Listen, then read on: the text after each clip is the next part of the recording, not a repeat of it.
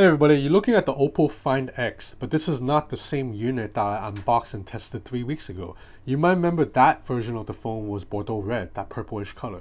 This is a blue version. I personally like the Bordeaux red color better, but I figure if I'm testing a second version of the same phone, I should look at the second color. That's not all that's different though. This is actually an international version of the phone, whereas the phone I unboxed initially 3 weeks ago is the China version of the phone. Now, most of you probably already know this, but China version of the phone is always different from the international version because Google apps are banned in China. So that phone did not come with Google apps pre-installed. I had to install it separately on the side, and that's always a hassle because Chinese software sometimes is not optimized for Google apps. This phone has no such problems. Google apps come immediately out of the box, and in fact, when I first turn on the phone, by the second step, it's already asking me to put in my Google ID. Whereas on the China version, no such thing. You have to go through a bunch of Chinese setup screens. So this is a lot cleaner experience and a lot more like how Westerners would expect a phone. And you might already notice that I'm running Nova Launcher on this phone, and that is huge because the China version of the Oppo Find X, Nova Launcher does not work on it. There is a way you can make it work, but it requires going into debugging mode, going into developer settings, and then manually deleting the Oppo software so then you can run a third-party launcher. It's very complicated, and I wouldn't recommend any casual smartphone fans to do that. But with the international version, you can just download Nova Launcher or any third-party launcher of your choice, and it will stick.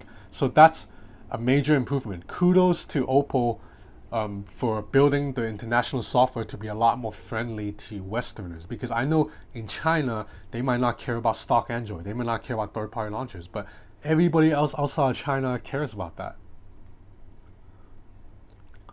Another major difference, and I'm not sure it's just because my China unit was so new, is that this phone has a new 3D facial scanning beauty that's kind of really interesting. So you see right here, I'm going to explain how it works in a bit, but this feature is not in the China version.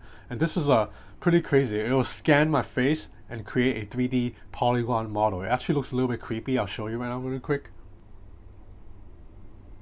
So I have to like turn my face and let it scan.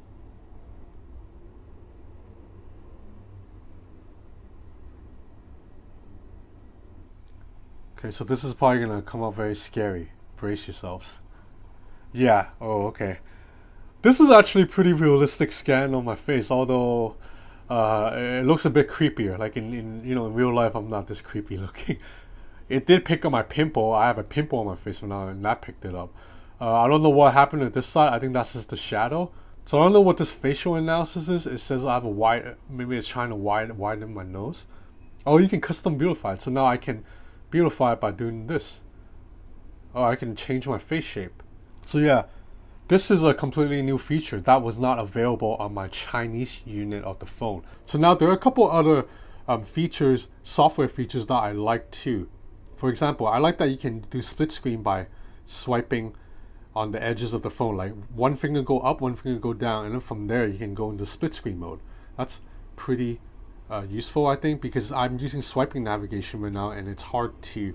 A lot of phones that let you use swiping navigation usually does not give you an option to the split screen mode, and I like that I can just do that and it'll split screen. You can also go between recent apps by swiping on the edge of the screen twice. So just like that, you can jump between apps. That's pretty cool. So not much else has changed about the hardware. It's still Snapdragon 845, still a really fast camera that pops up right away, and Instagram stories still looks absolutely stunning on this 6.4-inch OLED panel.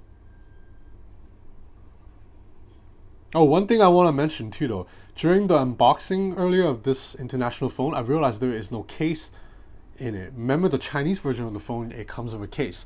So that sucks that the international version, you don't get a case. But you know what, I'll take the international version 10 times out of 10. A lot of the little software bugs that I found in the Chinese version, it's already been fixed here. For example, when you play music, in the Chinese version of the phone, there was no music widget on the notification shade or on the lock screen. Right now, I get it on both. I can control music from the lock screen. On the China version, I could not do that. Every time I want to change music, I had to go into the app itself and it was really, really annoying as hell. And just the fact that you can run Nova Launcher on this is now huge.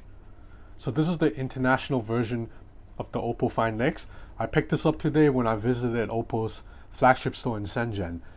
So you see right here, this flagship store is really cool, a little bit hipstery, and actually not that busy. The reason is because this flagship store, its main purpose is not to sell phones. Instead, it's more like to let customers experience the Oppo way, to experience the Oppo vibe. So in addition to having products that are new, Oppo actually has a bunch of other third-party products and also products that Oppo used to make, such as headphones. Now, Oppo has a bunch of other stores that are not nearly as nice. Those are called franchise stores, and that's where people go if they want to buy the phones. This flagship store is more for show. It's for people to come in and just experience the brand that is Oppo. So this is the Oppo Find X international version. Huge improvement over the China version of the phone. Thanks for watching.